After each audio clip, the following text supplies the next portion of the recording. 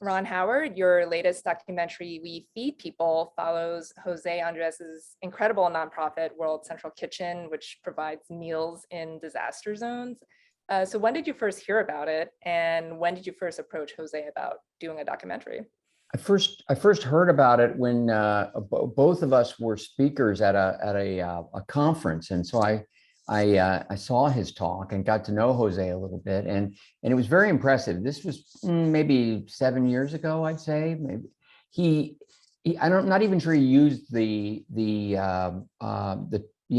label, the name World Central Kitchen, but he did talk about a lot about Haiti, which was sort of his first foray into a really full-on activation, which began really with just him and a couple of people and his credit card showing up. And so he told this incredible story of him sort of applying what he had learned as an entrepreneur. He owns restaurants and as a chef, the chaos of the kitchen and so forth. And it was a great talk. Inspiring, very entertaining. And I spent some time with Jose and found him to be fascinating. He's loves history, knows a lot about popular culture and movies, and he's just a fascinating person to talk to. Well, so I became more aware of him, and occasionally I'd see him on the news, but I wasn't really following him. Later, when I was doing the documentary Rebuilding Paradise, which was about the aftermath, we covered about a year in the town of Paradise, California, that had been 90% destroyed in a fire. We were doing this documentary, and Jose shows up in it. I wasn't there when we covered him, but he was there as part of the relief effort. And Luisa Velas, who's one of the executive producers of both Rebuilding Paradise and We Feed People, she and I were looking at the cut, and she said, Jose Andrés, he's amazing. He's becoming a story. Maybe that's another film, because I think he's going to win the Nobel someday. It's just amazing what he's doing. So then I did a deeper dive and found that the National Geographic executives, Courtney Monroe and Carolyn Bernstein, who we were working with, were dying to do something with Jose. So then I began to pursue Jose myself, along with Justin Wilkes and Sarah Bernstein from Imagine Documentaries. And he was a little reluctant at first, but when he realized I didn't want to just do a biographical look at him, I was really interested in World Central Kitchen and volunteerism, and how it worked, how they worked as a team, how he led the team, and eventually he agreed to let us go in on him, and it was I learned much more, obviously, as we got into the project. Mm-hmm. Yeah, for sure. And I mean, you've said before that you like stories about families, and I think that it really comes through that everyone who works with and for World Central Kitchen is like a family, like that volunteerism, like they're all in it together. I feel that. I mean, I often say, and this doesn't hold for all of my projects, scripted movies over the years, or the documentaries, I suppose, but I'm also interested in teams, which to me begin to feel like families, as you're saying. In this case, Jose's family was not really supposed to be a part of it, and the film evolved a lot as we undertook it. We learned a lot as we went along, and the big question was, yes, it's a wonderful thing, and let's follow it, and let's allow people to understand on a kind of granular level, how they function, what their culture is, and how they get so much done, and and I think it's inspiring and revealing in a lot of ways there, but hard to know where the narrative was, and few things shifted and changed. One was that by the time we were actually covering World Central Kitchen with, cameras in the field with them, they had evolved. They were not only well established, and yes, we covered a couple of activations,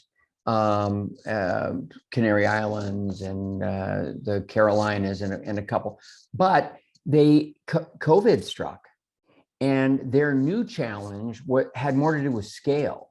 How do we settle in and help a community survive long term? How do we matter, not because we delivered 100,000 meals over a short period of time where people really needed it. How do we do millions of meals, and how many people can we activate, and how much can we grow this? And powerful, interesting, because it's another level of organization.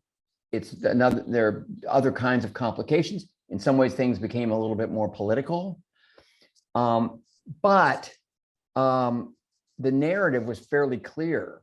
So as Andrew, the editor, and I began looking at the footage that already existed, going back to Haiti, and Puerto Rico, and which was a key turning point, the Bahamas, we found within this 1,000 hours of footage that World Central Kitchen actually had building blocks that became an origin story.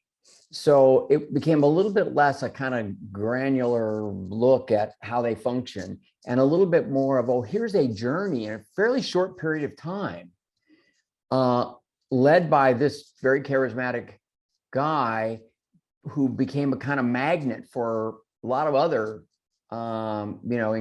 incredibly dynamic people and committed people. And how did that work? And that became a very different story to us. And we began reshaping it. It was really interesting to see it shift. We got excited when we began to understand that what we were covering was really sort of Act 3. But in all of this, I realized that as the kind of alpha volunteer, that a thing that Jose had kind of been reluctant about needed to be discussed again.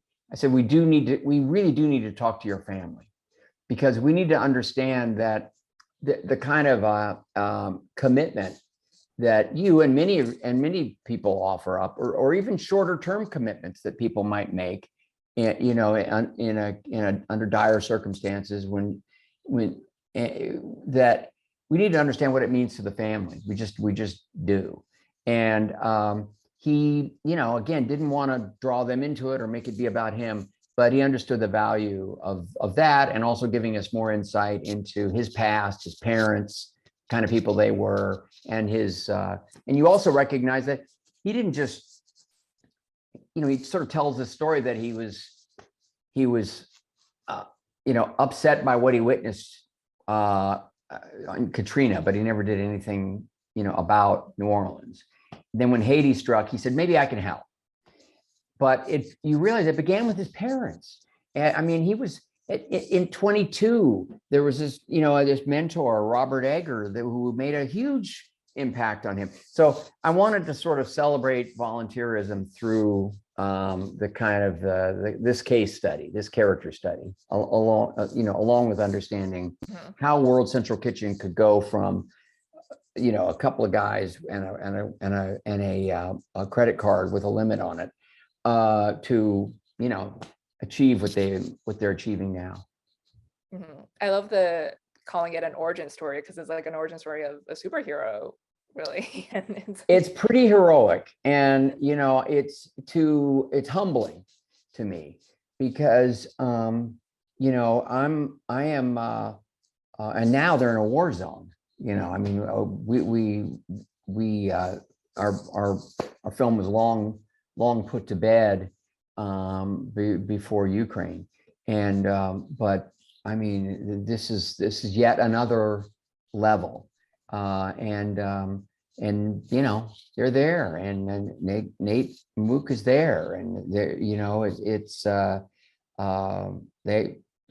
Sam. I mean, so many people I know now are they're in the middle of it, and so far so good. They had some injuries on one missile attack, but nothing terribly serious, thank God.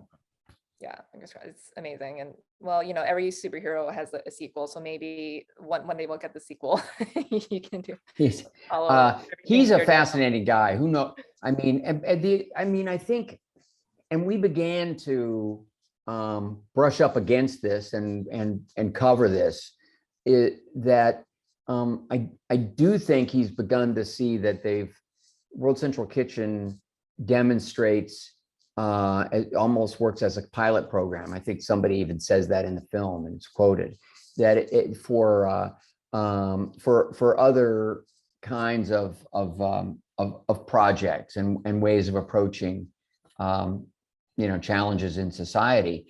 And I think to some extent I think they're interested in seeing if they can influence policy in some positive ways that are consistent with what their aims are. Yeah, definitely. Well, Ron, it was great speaking with you. Thanks so much for your time, and we see you back here in a little bit. Okay, thanks. Thank you.